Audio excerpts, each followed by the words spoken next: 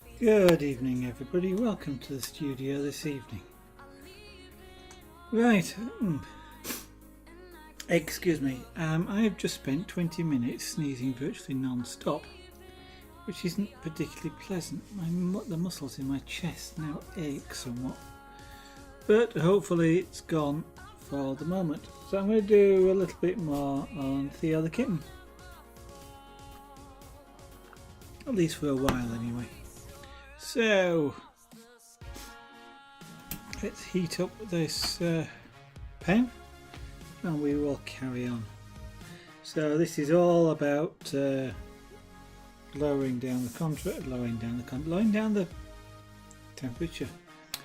I can't get my words out tonight. Lowering down the luminance, which is the right word, but it's not the word that you probably know. Brightness this area here.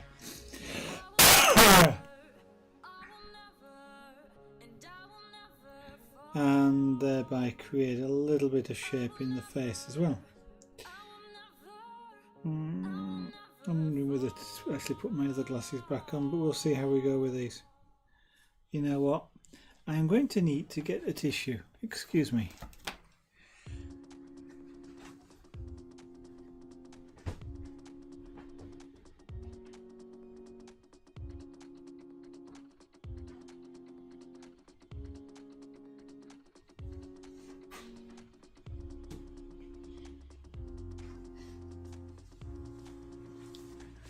So, yeah, unfortunately my nose is running a little bit after all that sneezing. For some apparent reason, I don't know, I just sneezed virtually continuously for 20 minutes. Nothing's itching me, nothing is irritating me, no bright lights. Because in a bright light I do, like the sun for example, I do tend to sneeze. Generally 3 times, for some reason it's always 3 times. But this was virtually continuously for about 20 minutes. I was going to start streaming at about 8 o'clock, but I started sneezing instead. So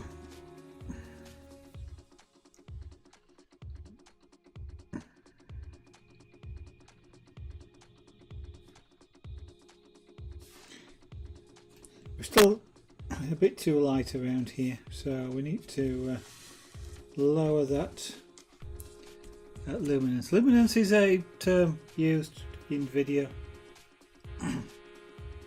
or television for that matter, broadcast anyway, refers to brightness.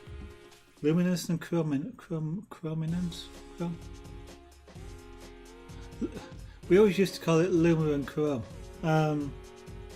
Chrome being the colour and luma being the brightness. In the UK that's kind of how it's sent or was transmitted, luma with a chroma colour burst. So chroma was a separate signal. So I can't remember as much about it as I used to do. I used to work in a television switching centre for a short period of time and looking after broadcast in the UK, broadcast getting from the studios to the transmitters.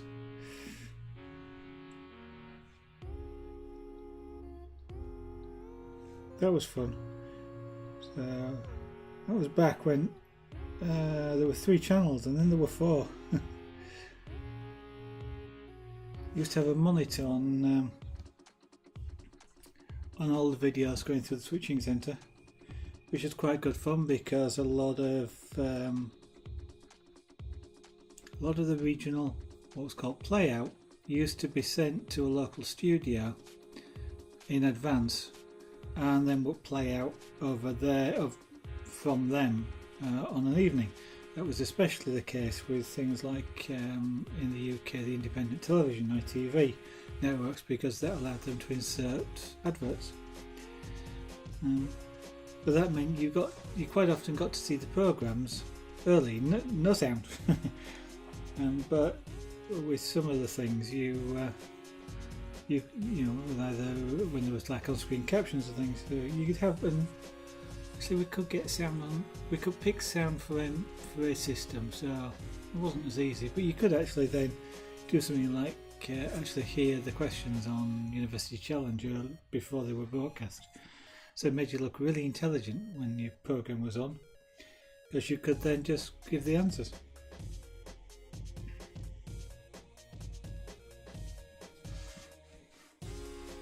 Cheating, in other words.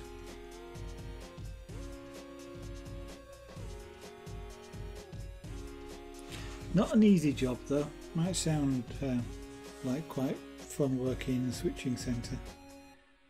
I suppose it was fun in a way, but if you lose vision for whatever reason, then your job suddenly becomes really, really pressured to get that back on quickly. And there's all sorts of things go on to try and do that.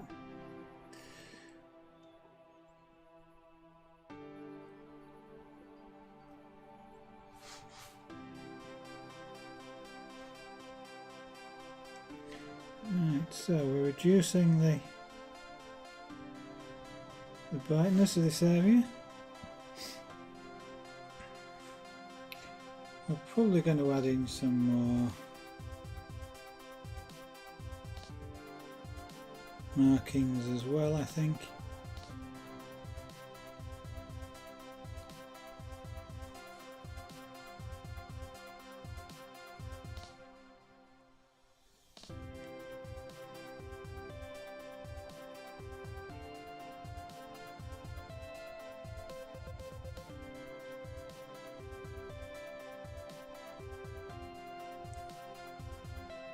I do not know what it is about pyrography, but I am extremely tempted, shall we say, not to say anything whilst I'm doing it.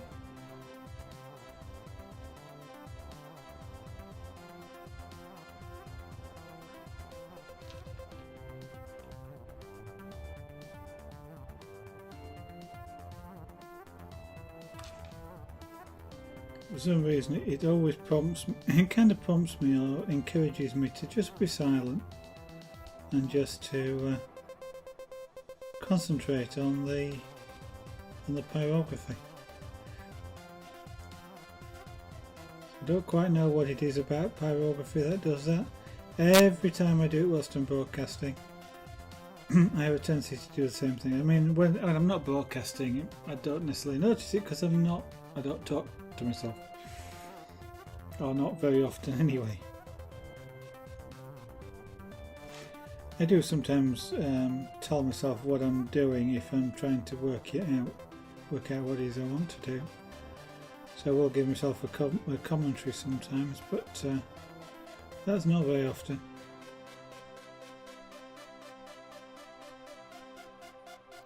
And it is along the lines of the commentary that you probably have heard on this channel from time to time, and I'll go, well, maybe I'll, well, what happens? Yeah, that's, and I'll do shorthand stuff like that.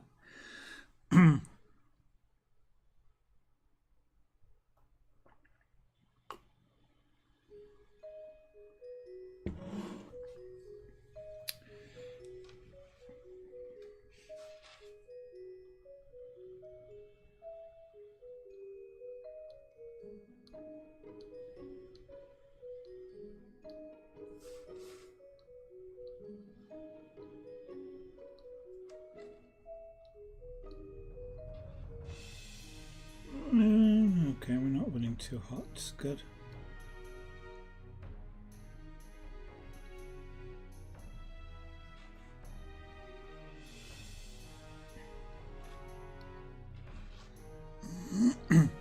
So I've got a lot of choice with this tool as to the temperature that I want to work at, and I'm working fairly cool. Having said which, fairly cool is still you know, hot enough to give you a serious burn, so it's kind of relative, but you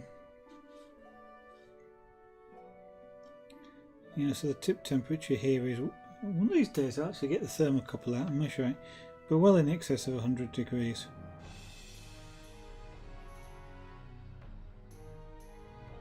I may even do that this weekend just to give myself an idea of just how hot this tip gets.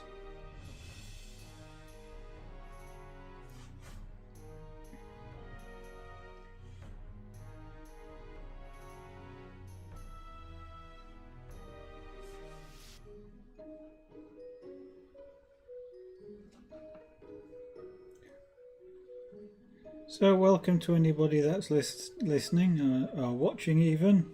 Of course you may be doing only one of those. And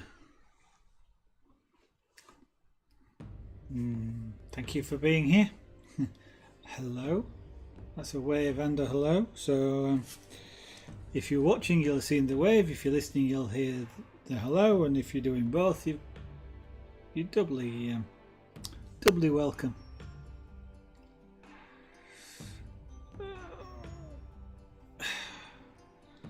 My eyes aren't focusing very well tonight.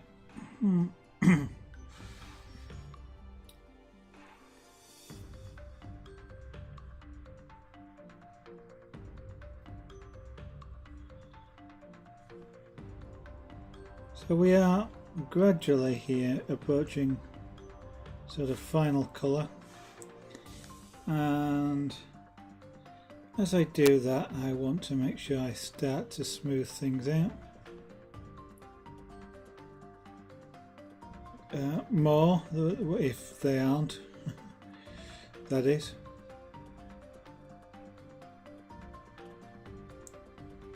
Because as I get closer to final colour I've got less leeway to change things. So like around this area here, this sort of doesn't look quite right. So I'm starting now to just bring bring the final shapes together, fill in between sort of darker areas, smooth out any transitions, because I don't have a lot of, as I said, I don't have a lot of leeway left. Now, as we progress this, then as we get closer to the final shade, then there is I can't. If I make mistakes and I've got to correct it by going darker, I've got a lot to make darker. And some of the areas around here are about as dark as they're going to get. So they provide an ultimate bottom end as to how dark I can go.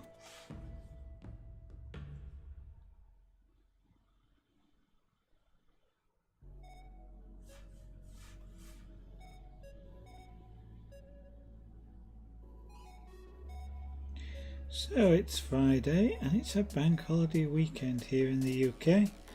So I'm not at work on Monday. Not quite sure what I'm going to be doing on Monday, but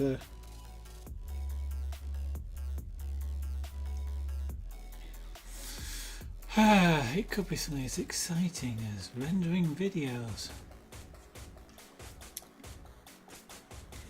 Kind of wish we had video editing tools that wouldn't render every single frame. I used to have a tool a long time ago for a different type of video format than I currently use now, which tends to be MP4. But I used to have a tool that would actually, the video was recorded such that it could be literally cut on a reasonably close frame boundary. And when it cut it literally, if you cut a file, it could literally cut the file and then stitch them together. So what it didn't do is it didn't re-render the frame, it didn't read the frame into memory and then regenerate that frame in the outbound codec. If you were sticking to the same codec, it literally just chopped that bit of the file out and stitched it into the output one. So it would do a lot of, in quotes, rendering extremely fast. So if you were keeping the same formats, then an hour-long video might only take about 3-4 minutes to produce.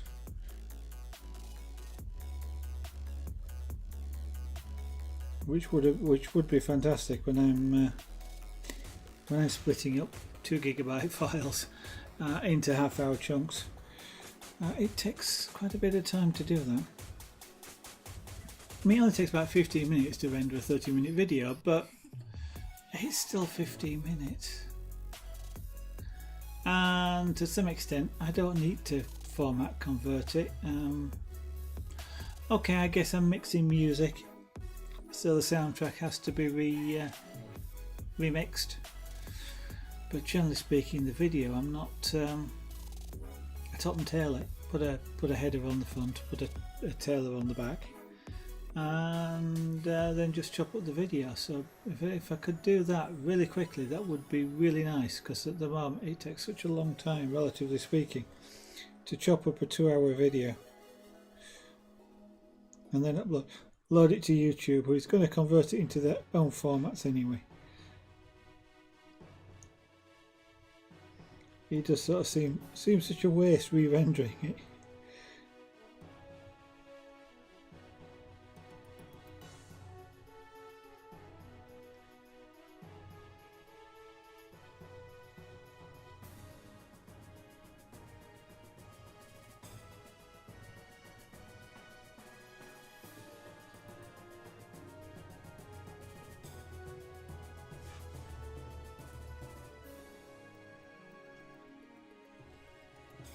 I find this an extremely, well, unabsorbing but a very relaxing, chill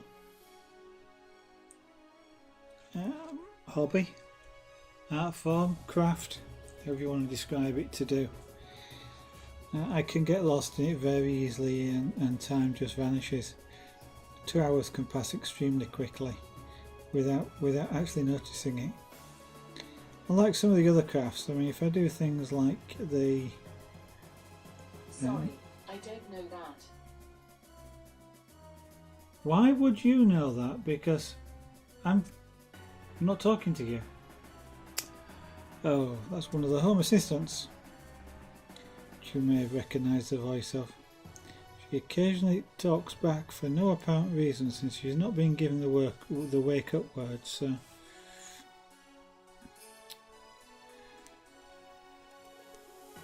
Yeah, some of the things like the chainmail, if a ring doesn't go in play into a particular place, it can get really sort of frustrating and wind you up a little bit. But for some reason, pyrography I just find extremely, I say chilling. I don't mean chilling as in scared type chilling. I mean chilling as in I'm all nice and relaxed type chilling.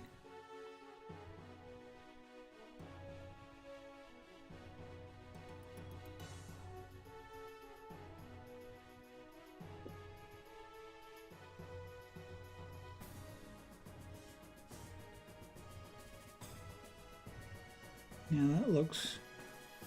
yeah, that's not bad. So again, shorthand talking to myself, because you have no idea what's not bad and what it is I'm saying it about. But the colour I've just produced there is not bad. It's maybe a touch darker than I wanted, but we shall just adjust.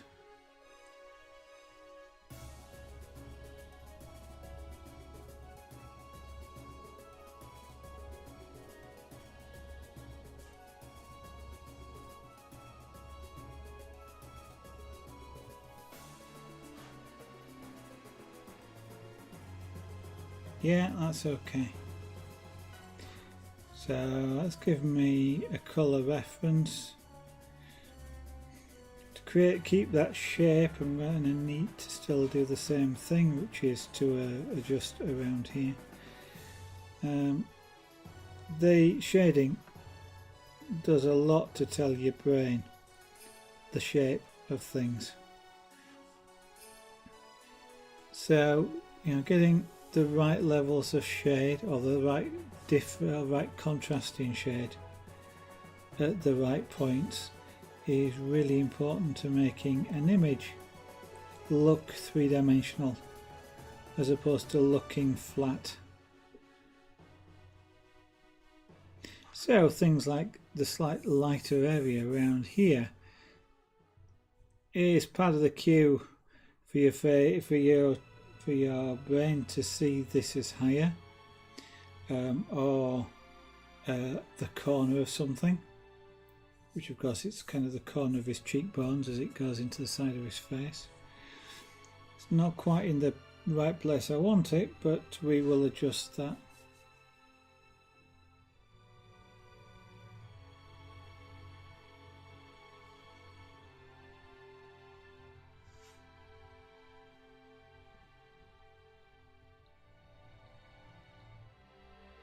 It's also a bit bright for what I wanted there, but we again, that's what we're doing at the moment. We're adjusting the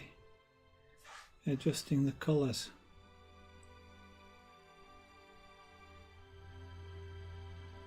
Now, despite the fact that this is a ginger pussycat and this is kind of a browny ginger colouring, this is monochrome. It's the equivalent of black and white. So this is not going this colour because it's a ginger cat. If I was doing a blue cat, it would be the same colour.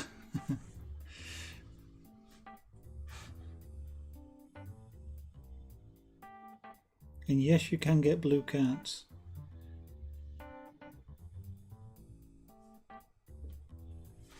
Although it's not the bright blue you might be thinking of. They are sort of a blue colour.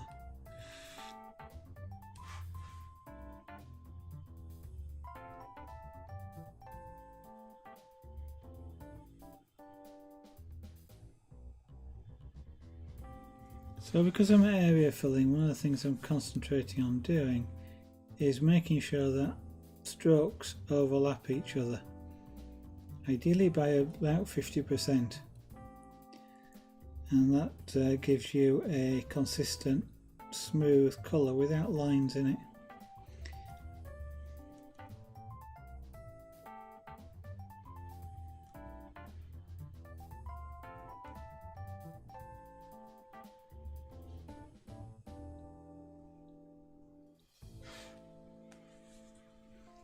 So what's that looking like on the monitor?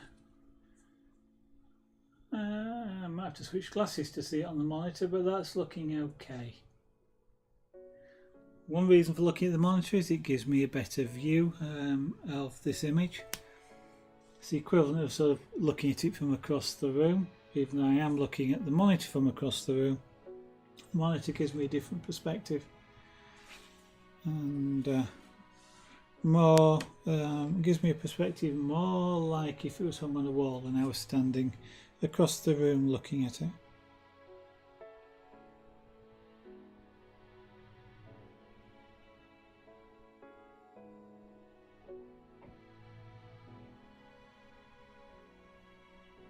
The one thing the camera isn't fantastically good at is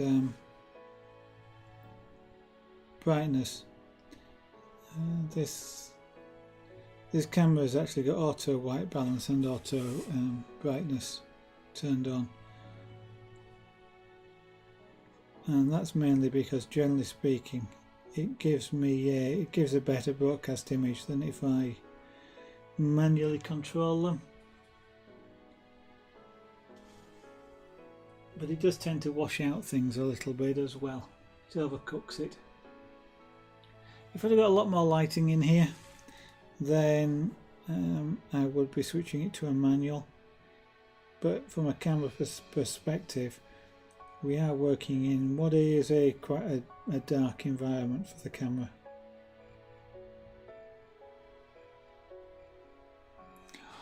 I mean, it's not actually dark. I'm just looking here. There's 50, 100, 150, 200, 250, 300. So I'm running at the moment about 300, the equivalent of 300 watts incandescent lighting. Only these are LEDs and they're cool LEDs.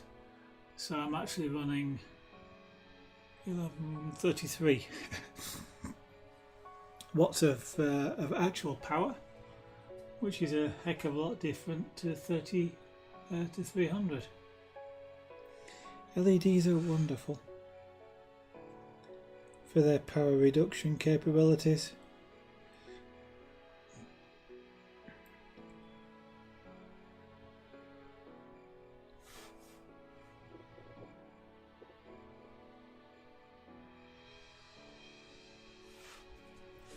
We have quite a lot of spotlights in the house here, and if we're running them in incandescent bulbs,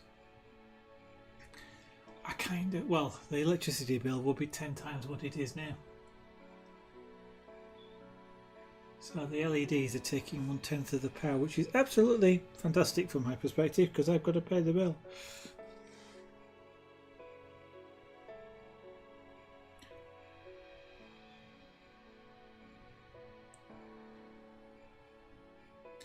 Now, at some point I should probably construct a better lighting rig.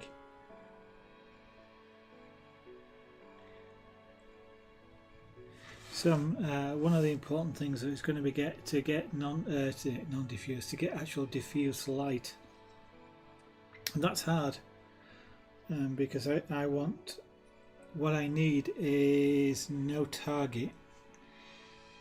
If you have a bulb or one of the tricks often to diffuse light is to just put like a sheet of tracing paper over the light source, or near the light source, so the light shines through it, and that diffuses things. But the tracing paper, or the whatever you've done to do that diffusing itself, becomes a white target.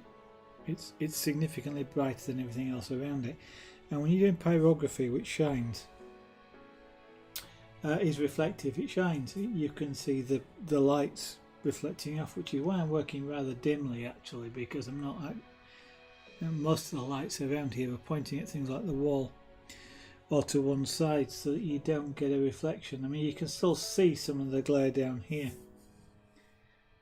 coming off the lights, and as if I just move it like that, you can now see there, and it's quite hard to avoid that.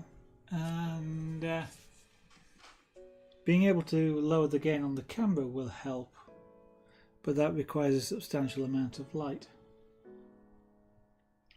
And given that I'm already fucking the equivalent of 300 incandescent watts, I'm trying to think what that is in lumens around here, then I'm probably going to need the equivalent of about a kilowatt of lighting, and probably bounce it off the walls in front or the ceiling even, maybe get some uplighters in. That might work actually, but yeah, lots of light, but lots of the right light. Because of course the other thing with lighting is you get, it's an issue that I have with when I'm doing some of the other things like airbrushing. You need lighting which has the right CRI, colour rendering index. So you need light that's got as close to 1 as you can get. Sometimes they say it's 100, but it's it's a 0 to 1 or a 0 to 100 scale. And the closer you can get, the better. And colour rendering index is about how accurately colours can be determined under that light source. So if you've got 100, then it's perfect. If you've got 1, then you'll be seeing a completely different colour to what it actually is. Sodium lamps, if you've ever seen them, are like that. So some colours under a sodium lamp, if you're outside, for example, because they used to be used as street lights, can mean that you can't actually tell what the right colour is of a vehicle, for example.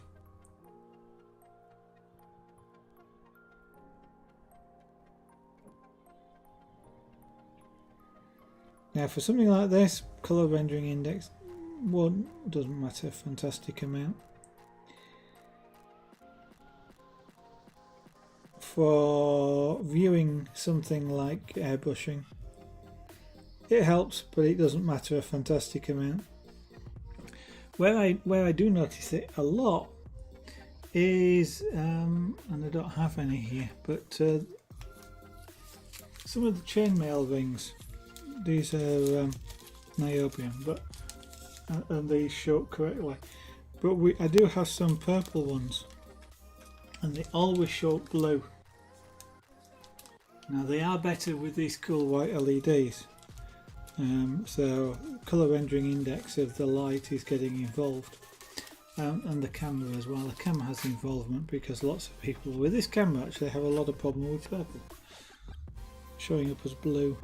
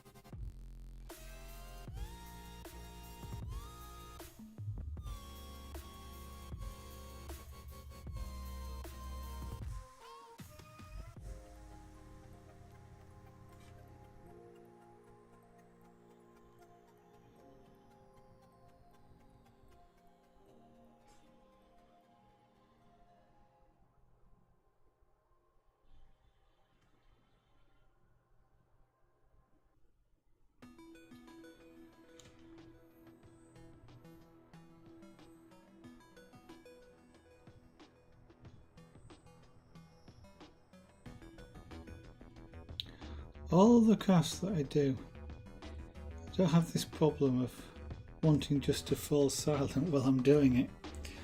So if you're watching and I go silent, please excuse me.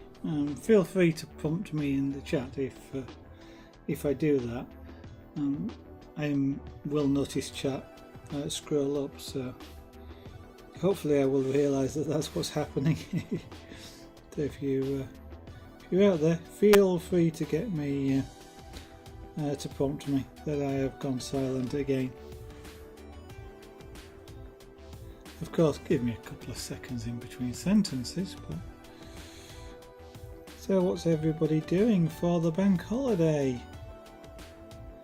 So I have absolutely no idea what I'm going to be doing.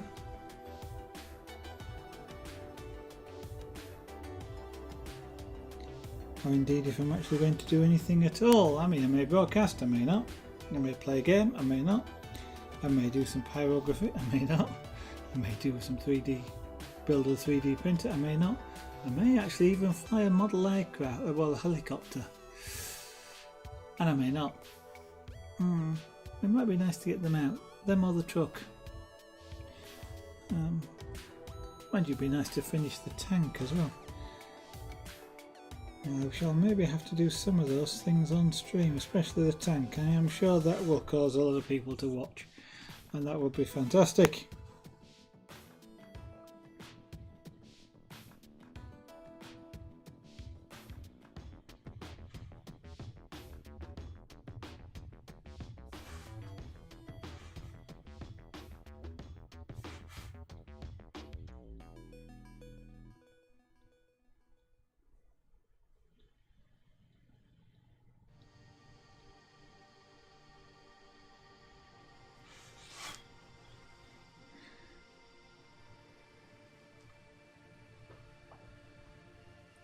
If you're relatively new to Twitch, and I'm sure there's probably quite a few of you out there who are, then welcome.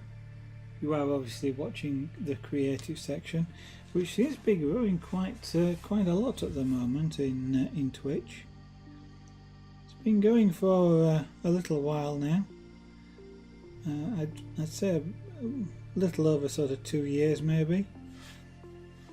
Or more.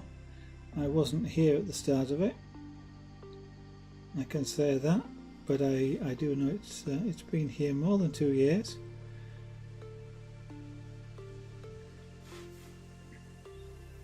Because of when I actually started broadcasting.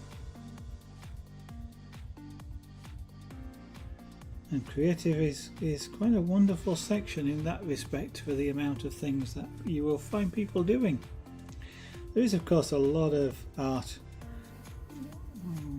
kind of, that's, to some extent I think that's possibly where creative started a lot, because of people doing art related to games. And of course Twitch was about games, so sort of the fan art type things maybe you might have seen. But, and you know, you get people like Enoch Bush who are doing sculpting things, which are game type related characters and things like that. And then you now get people making glass things, pokeballs, that sort of thing.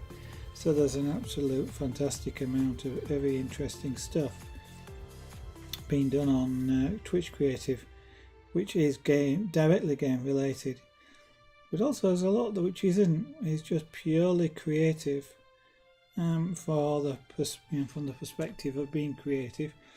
Or even, and it's kind of odd because it's starting to go a little bit back towards the roots of Twitch, which was originally Justin TV. I wasn't around then, and Justin TV was broadcasting live when it started. So it's kind of, in some ways, it's going back towards that with things like the IRL section in real life, where you can see people. I mean, a lot of people are doing creative type things, but you can see people repairing cars and things like that. So there is a lot of interesting stuff out there. So, you know, as I was about to say, as you are here in the creative section, you kind of know about it, but you know, I do encourage people to check it out. as well as obviously all the games broadcasters.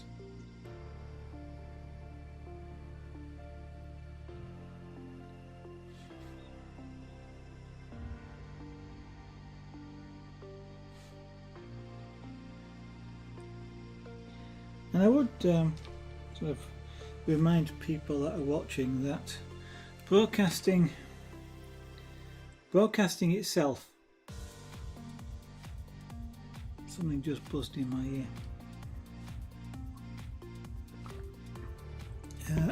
ear. A creative broadcast as opposed to a game broadcast isn't an easy way out. It is just as difficult to broadcast for a creative streamer or an in real life streamer as it is for the game streamers. Some will say that the creative streamers have it a little bit easier, in that generally speaking, they've only got one camera and they've got this ever-changing thing that's in front of them. They're doing something all the time, making life easier for them. But broadcasting as a whole isn't easy. I mean, each have their own unique difficulties. So yes, the creative streamer does have a unique set of difficulties. Generally speaking, we're working with at least two cameras, not just one. And one of them has to have all the usual sorts of things like control, contrast, lighting done to it for the main work, as well as the one that's on the face if we're using a face cam. And quite often for a few of the creative streamers you'll get multi-camera views, so we will be running 2, 3, 4 cameras to give you different views of the same thing, either simultaneously or switching them continuously in the broadcast. Things like lighting is a lot more challenging at times for creative broadcasters like me. For example, with this I'm using a highly reflective medium, as quite a few of mine are, so lighting is an interesting challenge to say the least. And I guess, even with the bold bit, it's not quite as bold, so I don't get quite as many reflections off there, but I'm sure that's going to be coming.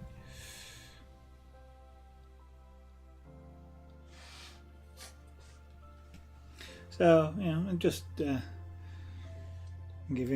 like to give you an idea of the life of a creative streamer to some extent. It has its challenges.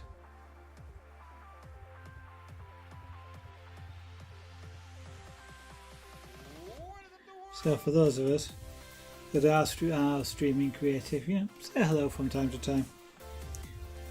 It makes it worthwhile doing.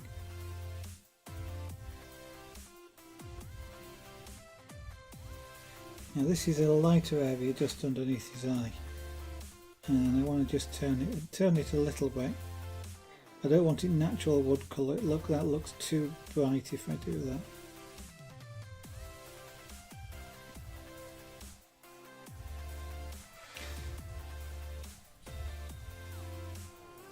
And in common with the games broadcasters, we do have to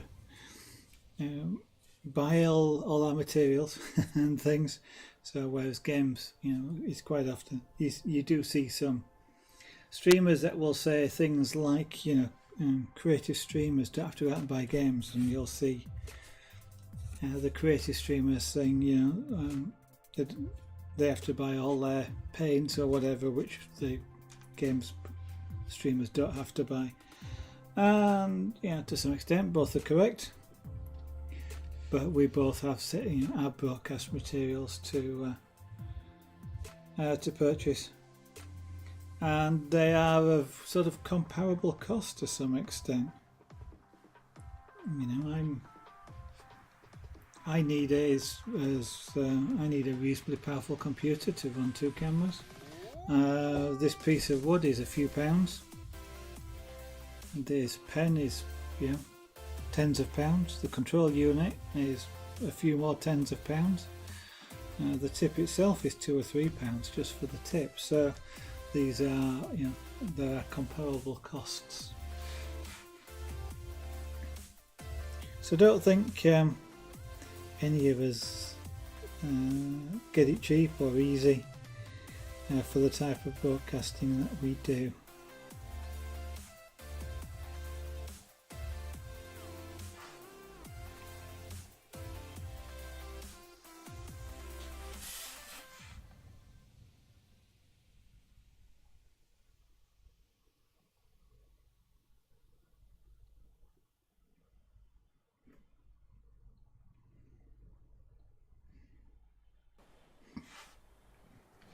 And some of that was just a lead in, because it's what I would like to remind anybody watching is that all streamers need to spend money, so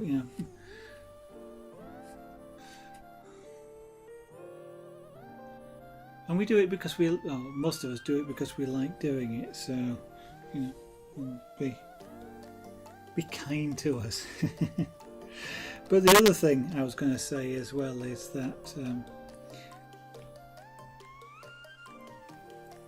if a streamer is a partner or an associate, and if you like watching them, consider, and I do only say consider, subscribing to the channels if you are able to do so. You have sufficient spare money to do so.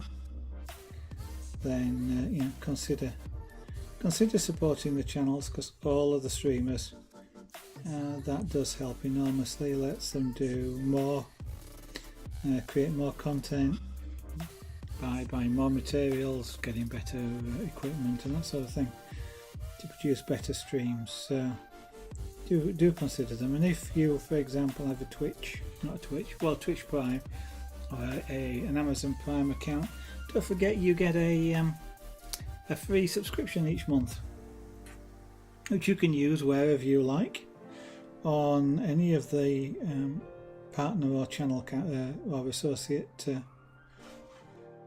streamers. And of course, for the Amazon one, don't forget, they don't tell you you've got it. You've got to go look. And they don't tell you when your month's passed. You've got to go look. And the easiest way if you're doing that is to just push the subscribe button on the channel. It'll tell you if you have a token available. Your subscription is available to use. And if it is, you can choose to continue or just cancel. But it tells you whether it's available, and then you can make the choice of where to use it for yourself. This is wants to be a bit darker around here.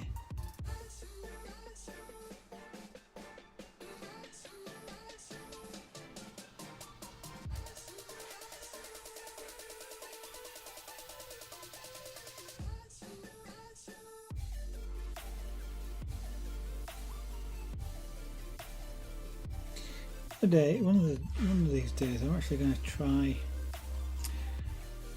I'm going to try lots of techniques out. One of the techniques I'm going to try actually is step shading. You don't see it, or I haven't seen it used in pyrography before. I've seen it done with painting, with acrylic paints, and by step shading, what I mean is I try and get a very smooth transition from the dark through to the light, so you don't actually see an edge where it changes, apart from where we've got a shadow here, for example, or markings. But if I try and get a transition from fairly dark to fairly light, where you don't actually see it as your eye goes along, it just suddenly finds it's got lighter or darker. But there is a technique where it kind of looks like it's been done painting by numbers, but what you've got is you'd have, if this was going from dark to light in 7 steps, you'd have a line, and then at the darkest 7, then you get the next bit, which will be like a stripe at 6, and a stripe at 5, and so on. until you got to your lightest one. So you almost show the contours and reduce the number of colours, so it's a bit like posterization. It might be interesting to try that in pyrography. Potentially for me that would be harder to do actually than continuously variable, just because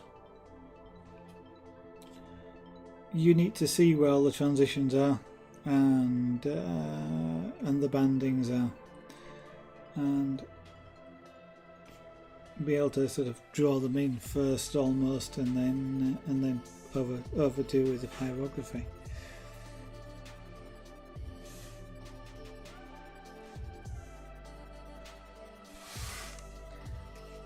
Spin that around that way around.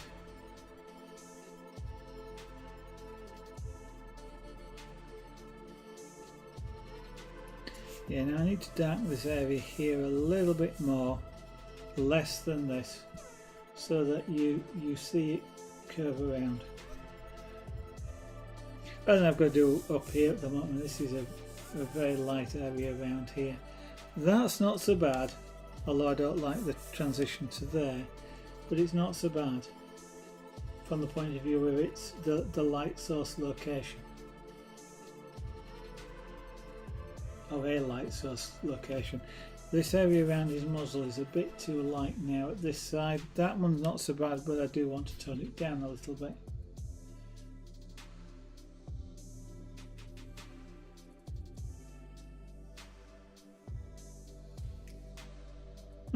Looking good. I kept mentioning to do something, which was push that button there on the screen. Yeah, that's what I thought. Just to have a look at who's actually watching me, which of course is nobody this evening. I'm here all alone by myself.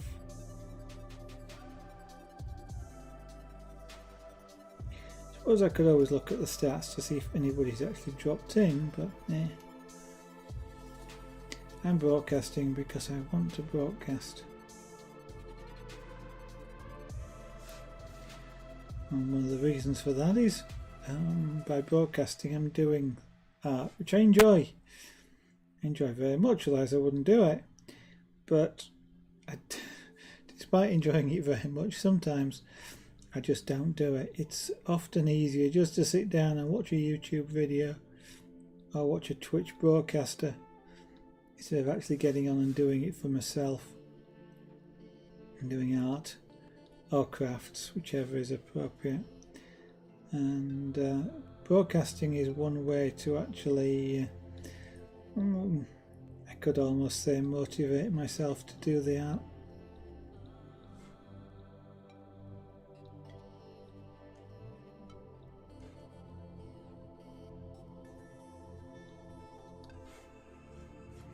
Show people something about each of the crafts and the art forms that I practice here.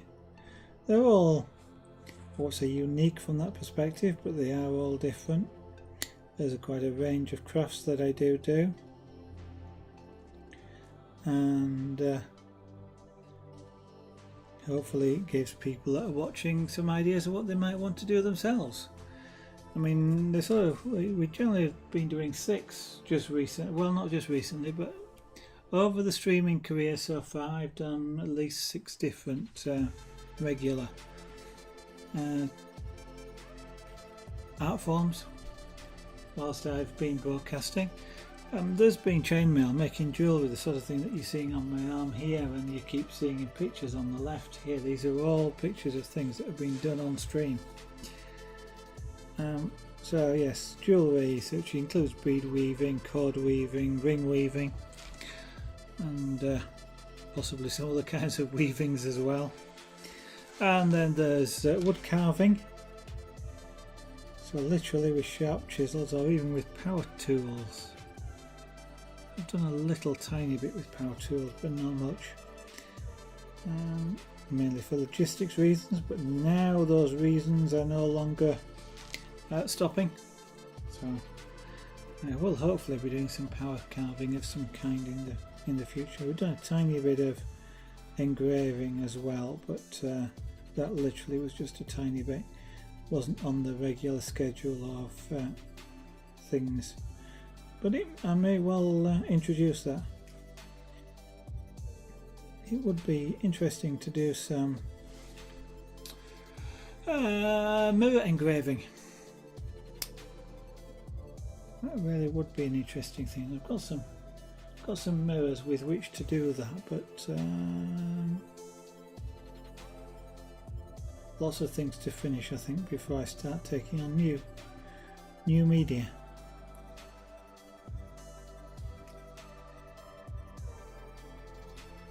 So carving scraper board, kind of similar to pyrography, but instead of putting on colour, we take off colour. It's a black and white board that when we scrape it, the scrapes become white, or in my case white. There are different types of scraper board where they may become gold or silver or a brass colour, or even sort of just multicoloured prism type colours. And you can create images based on the number, on how many scratches, how thick, how wide, how close together. You can create all sorts of shading effects. So it's very similar to sort of pyrography in that you can create shading effects, and it's monochrome, and you can get things that go anywhere from sort of looking like black to stark white and various shades of grey in between. Yeah, even probably 50 of them. Pyrography, which of course you're watching here, painting with heat. Punchcraft is one that sort of, the name means very little to most people. It's art created with a thread or wool, depending on the finished product that you're looking for, where you use a particular needle to actually force thread through a backing material and create a loop of thread. Put enough of those threads together and you can create images and sculpture of the surface, and you can create all sorts of images that way. If you keep an eye on the camera reel here, there's two pop up from time to time. Both of them are railway engines. One is of a modern locomotive, that's a red locomotive. There's a blue one which is an old steam locomotive, the Mallard, the world steam record holder. And the technique is very similar to the way in which rugs are made. You know, that forcing of a needle through, carrying a thread and then bringing it back to create a loop. We've done that on stream. It takes a surprising amount of time to fill in a 12-inch hoop full of thread. It takes several hours, and you might not think so, but it kind of does. It is actually surprising how a lot of arts and crafts take up a lot more time than you might at first think. And then the most recent one has been magic dots, which is kind of a painting by numbers type of thing. You put little dots with a faceted surface, the plastic faceted surface, also coloured, onto a picture, which is being glued, has the surface glued and prepared. And like painting by numbers, it gives you little squares, and you have to put colour number 5 in that square and so on. And then you create an image from that, and it's a real sparkly, interesting image. And we've been doing that as well just recently.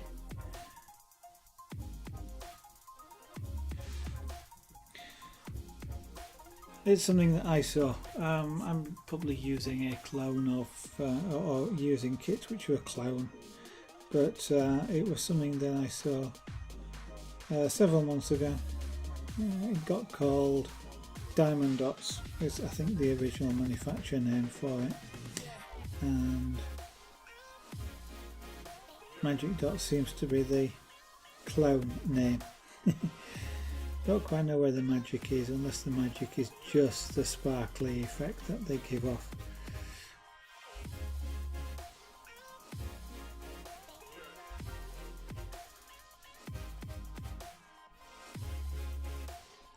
Also on stream though, we've done some interesting things.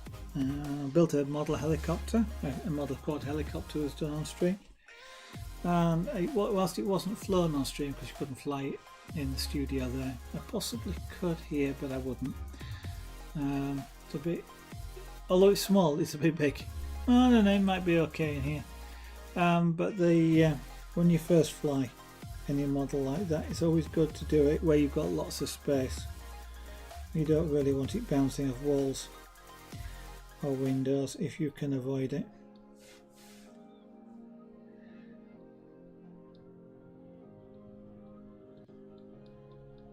I've also started building a 3D printer on stream, and I've got lots of other things to build. A small laser cutter, for example, which will cut cardboard. Won't really cut wood or anything else, but it will engrave wood. Well, not engrave wood. Apply pyrography to wood, so laser scanned pyrography. And I've got some remote control models to build on stream, so, well, to build, full stop, and I will possibly do them on stream. So, all various skills and crafts and things to look forward to as we come into the winter season. I am wondering whether I want to, yeah, I do want to darken this because I can see a distinct line across there, especially on the camera.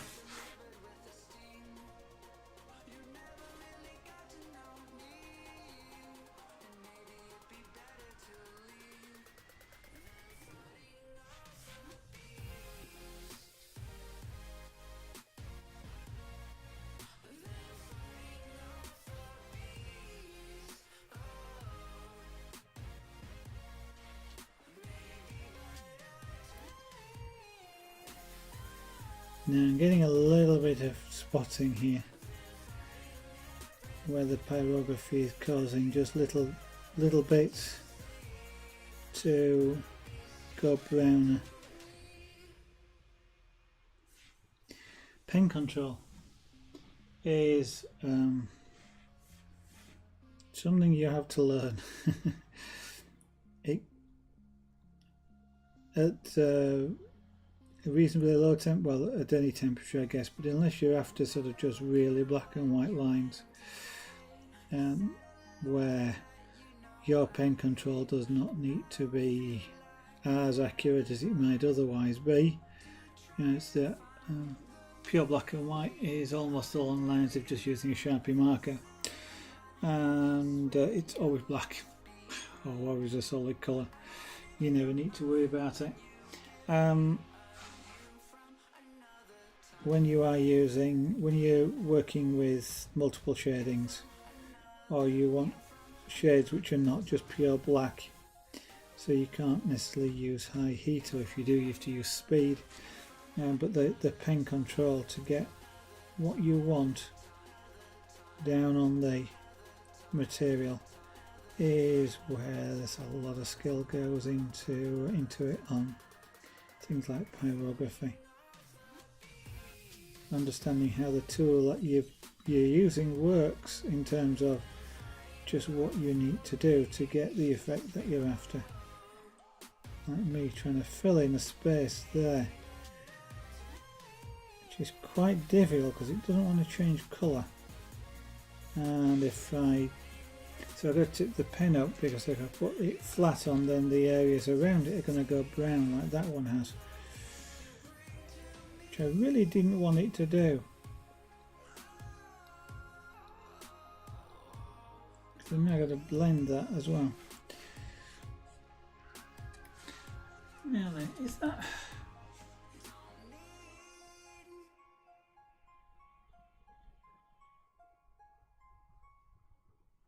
Yeah. I've got to come around there a little bit more.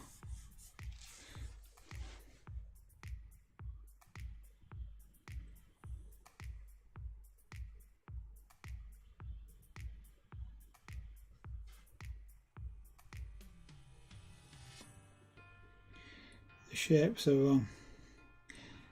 as I mentioned earlier on in the stream, the shades of colour, black and white, whichever, help your eyes and brain, well, your brain, I guess, to understand the shapes that it can see. And for example, a darker area like here will tend to make it look at this sort of angle, vertical, rather than at this sort of an angle for this. So if I go darker as I go from here to here, it will look to be curved. And the quicker the transition around here, it will determine how much curved it is. So if it's a slow transition, there's not much of a curve. If there's a very fast transition, the ultimate being a straight line, then there's quite a bit of a curve or an edge. And your brain uses and looks at these cues.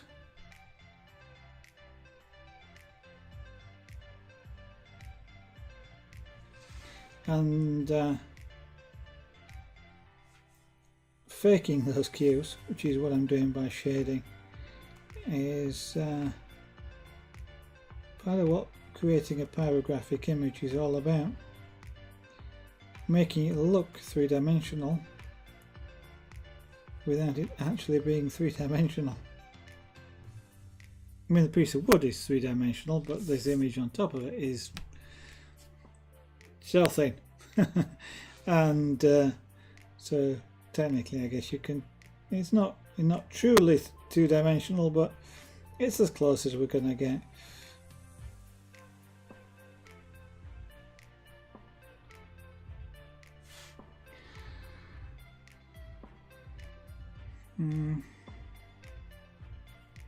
I probably want to come up across there.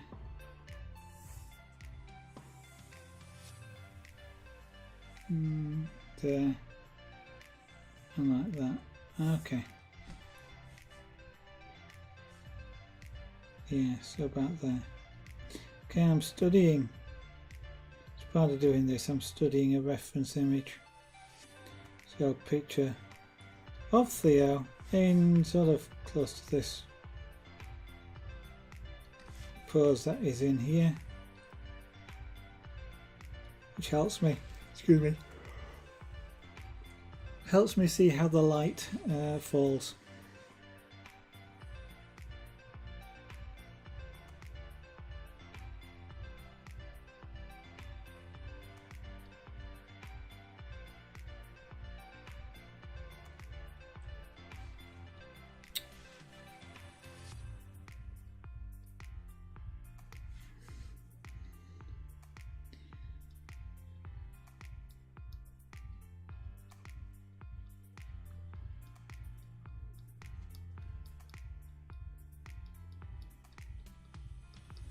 I managed to create an edge, just trying to avoid, so I now need to darken that slightly to lose the edge.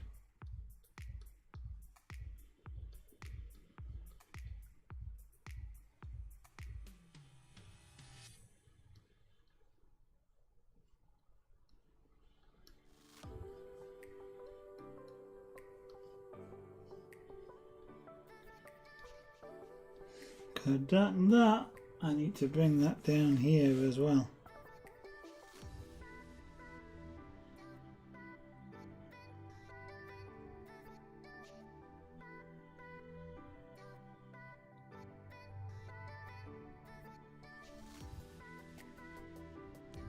Doing my best not to create a solid edge, so I'm varying the length of the stroke. I won't say at random because that's something we're not very good at, but I'm trying not to make it the same length each time.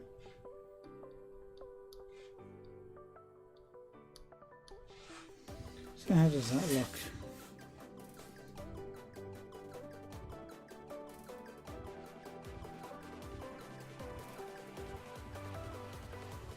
It's getting there.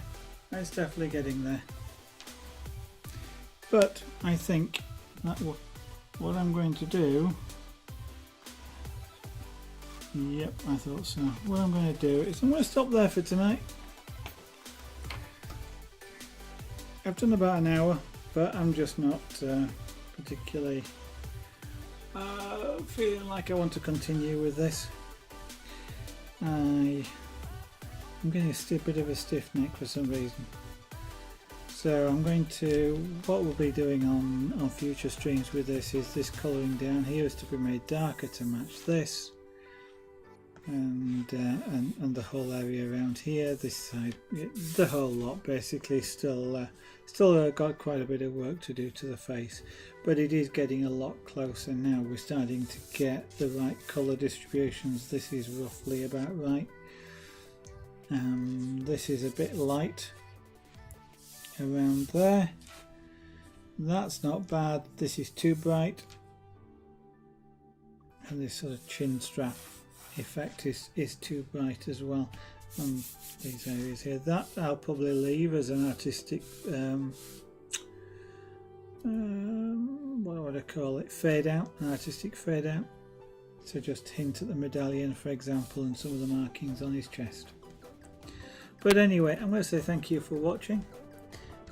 Feel free to come back. Hopefully I will be broadcasting maybe tomorrow, maybe not. It really depends on some personal things that are going on at the moment. I should be broadcasting at least once this weekend, so I should keep an eye out on Twitter, for example, at Zaraganart. I do tweet when there's a stream going to go live, or of course if you follow me here on Twitch, you hopefully will get the notification from Twitch if you either have the app or you happen to be online at the time with one of the browsers. I don't actually know if the app notifies you. But anyway, if you want to look at some of the very early pyrography that was done on stream, take a look at YouTube at Zaraganart on YouTube. So youtube.com/Zaraganart, I think it is. And I'm gradually uploading some of the very early pyrography. I think at the moment there is a locomotive practice piece, or part of a practice piece, and then I'm currently uploading some of one of the pussycats, so an oval of a pussycat, done in a very slightly different technique to this. Apart from that, have a good night, have a good weekend, and bank holiday if you have one, wherever you are, and I hope I'll see you on the next stream. Bye for now.